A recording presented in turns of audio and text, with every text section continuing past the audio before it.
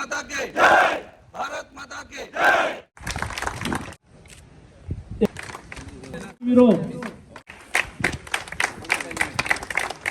તમારા ગામના છે, તમે વધારે વગાડજો।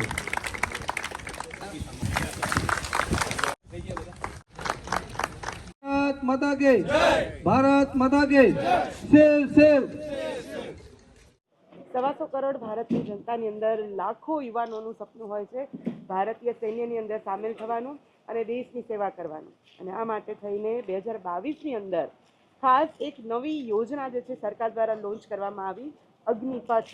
એ અગ્નિપથની અંદર જે યુવાનો પસંદ થાય છે અને સેનામાં જોડાય છે એમને માત્ર 4 વર્ષ માટે જ સેવા આપવાની હોય છે, જેને અગ્નિવીર કહેવામાં આવે છે। અને હાલ આપણે માણેક ડિફેન્સ એકેડેમી ખાતે છીએ। મારી સાથે એક્સ આર્મીમેન રામસિંહભા માણેક છે કે જ્યાં દ્વારકા પંથકની અંદર 2024ની અંદર જે અગ્નિવીર યુવાનો જે છે એ પસંદ થયા, ટ્રેનિંગ પૂરી કરીને અહીંયા દ્વારકા પરત આવ્યા છે, એમનું સ્વાગત સમારંભ છે એ યોજવામાં આવ્યું છે। મારી સાથે રામસિંહભા છે। પહેલાં તો આપણે થોડું અગ્નિવીર વિશે થોડું સમજીએ અને ખાસ સરકારની અંદર આ નેગેટિવ બબાલો પણ અગ્નિવીર અને અગ્નિપથ યોજનાને લઈને થઈ છે, તો એમાં પણ આપણે શું સુધારો વધારો કરી શકીએ? તો સૌથી પહેલાં તો આપણે અગ્નિપથ જે યોજના છે એમના વિશે સમજાવો। जय हिंद, भारत माता की जय। मारू नाम एक्स आर्मी माणिक रामसिंहभा। अग्निवीर स्कीम है ए जे रेग्युलर आर्मी नी भर्ती चालती थी एवी ज रीते सरकारे एक विचारीने नवी एक स्कीम लॉन्च करी, अग्निपथ।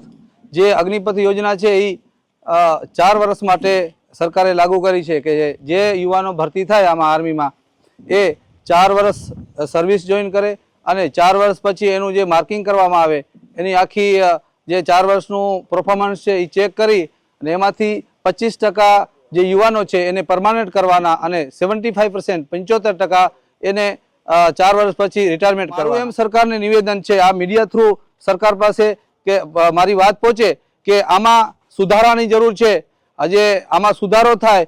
4 વર્ષ પછી તમે ધારો કે એક યુવાન છે એને તમે 4 વર્ષ જ્યારે એને 7 મહિનાની ટ્રેનિંગ કમ્પ્લીટ કરીને સોલ્જર બન્યો છે ત્યારે તમે એને ગ્રોસરી કાર્ડ આપો છો, એને તમે લિક્યોર કાર્ડ આપો છો અને જ્યારે 4 વર્ષ પછી જ્યારે એ પરમાનન્ટ નથી થતો તો એને તમે પાછું બેક કરો છો, લઈ લ્યો છો કે 4 વર્ષ સુધી તમે એને લિક્યોર કાર્ડ આપ્યો, એને લિક્યોર કન્ઝ્યુમ કરવાની શરૂઆત કરી, પછી 4 વર્ષ પછી તમે એ લિક્યોર કાર્ડ તમે વિથડ્રોલ કરો છો।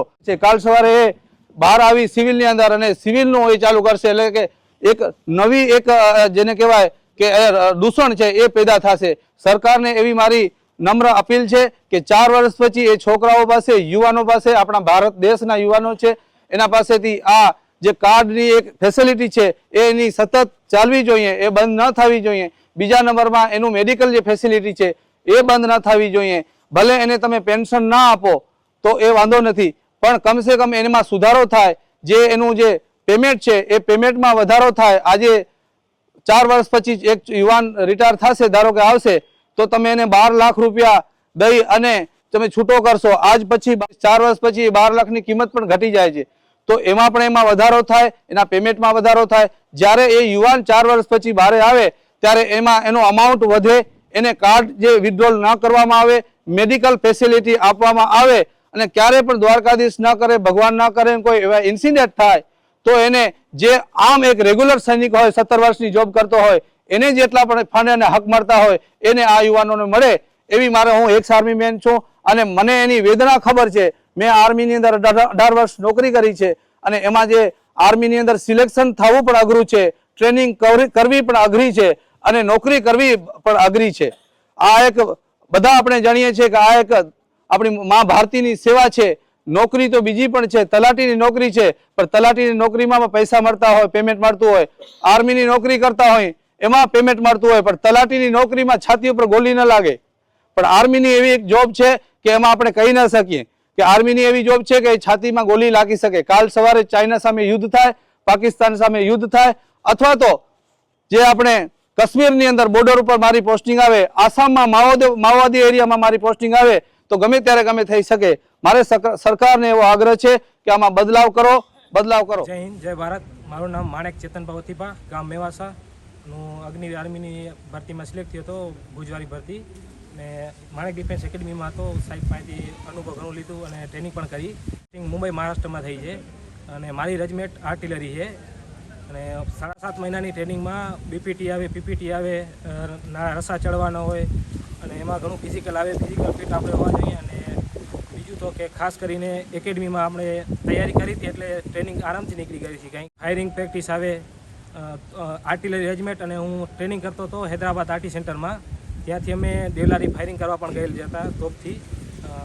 ખાસ કરીને મારી નમ્ર એક વિનંતી છે કે આ ભારતીય સેનામાં જોડાવાનો એક મોકો છે 4 વર્ષમાં, અને આગળ પણ એમાં 25% પેમેન્ટ કરશે જો આપણા લેવલ ઉપર જે ટેસ્ટ આવશે તેમાં. ટેસ્ટમાં આપણે સારું પરફોર્મન્સ દઈએ તો એમાં સિલેક્શન પણ થશે.